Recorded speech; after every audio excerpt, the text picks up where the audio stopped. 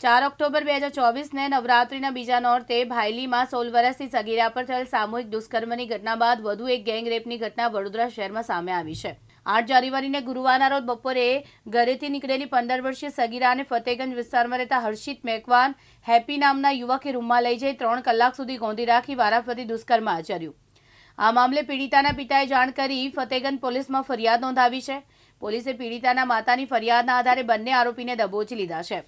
મોડી રાત્રે ઘટનાની જાણ થતાં પીડિતાના સમાજના લોકો મોટી સંખ્યામાં હોસ્પિટલ દોડી ગયા અને પોલીસ ઉપર ગંભીર આક્ષેપ કરતા પીડિતાના પરિવારજનો અને સમાજના આગેવાનોએ જણાવ્યું કે ફરિયાદ નોંધાવવા ગયેલા પરિવારજનોને પોલીસે તગેડી મૂક્યા હતા, જે બાદ સમાજના અન્ય લોકો પરિવાર સાથે પોલીસ સ્ટેશન પહોંચતા પોલીસે ફરિયાદ નોંધી છે અને કાર્યવાહી કરી છે।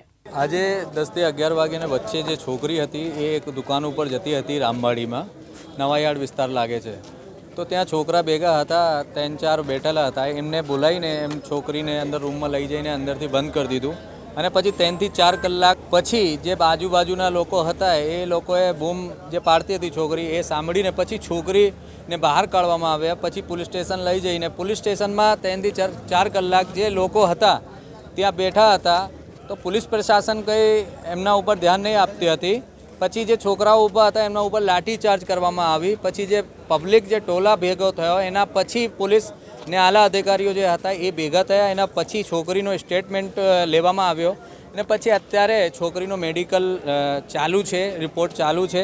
એના પછી આગળ જે થશે એ આગળ ખબર પડશે આપણને।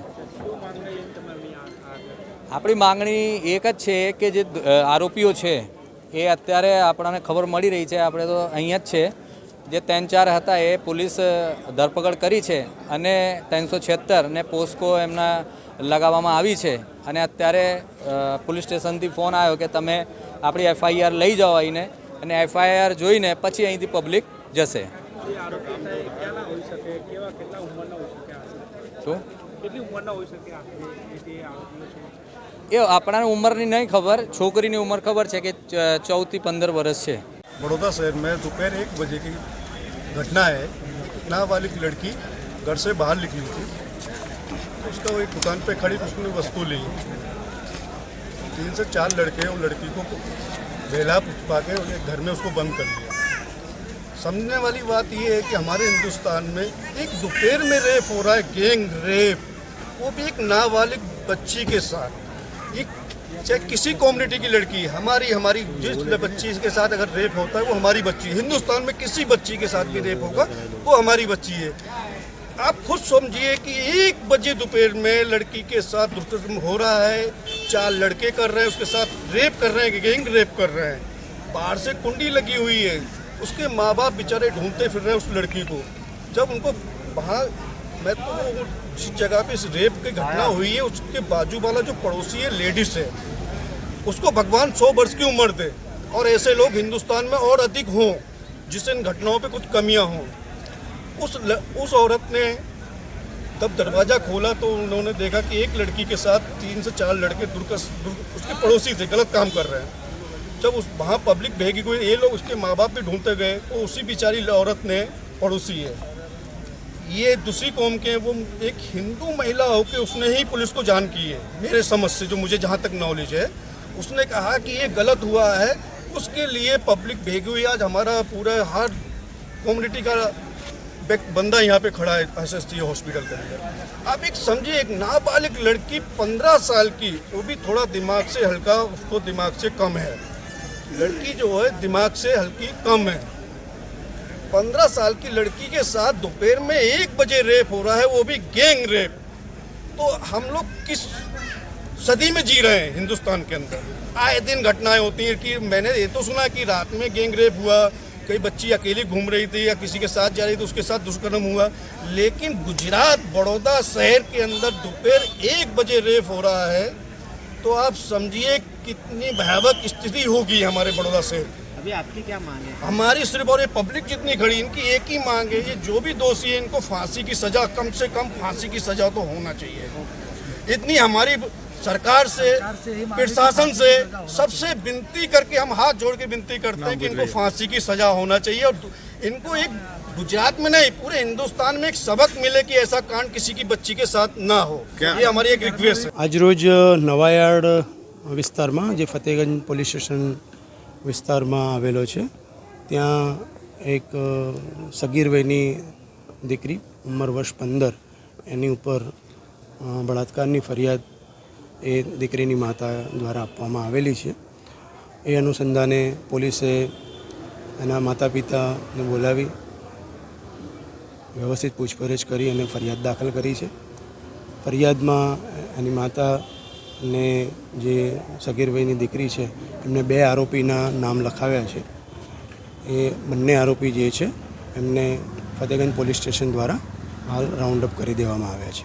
આગળની તપાસ ચાલુ કરવામાં આવી છે. સર ટોટલ કેટલા આરોપી છે? અત્યારે ફરિયાદમાં જે બતાવેલા છે એ ટોટલ 2 આરોપી છે અને બંને આરોપીને પ્રથમ એક આરોપીને પકડ્યો અને એના લગભગ કલાક 1.5 કલાક પછી પોલીસે અલગ અલગ વિવિધ ટીમો બનાવી અને મારી એલસીબી અને ફતેહગંજના ડિસ્ટાફ દ્વારા બીજા આરોપીને પણ રાઉન્ડ અપ કરીને લાવવામાં આવ્યા છે.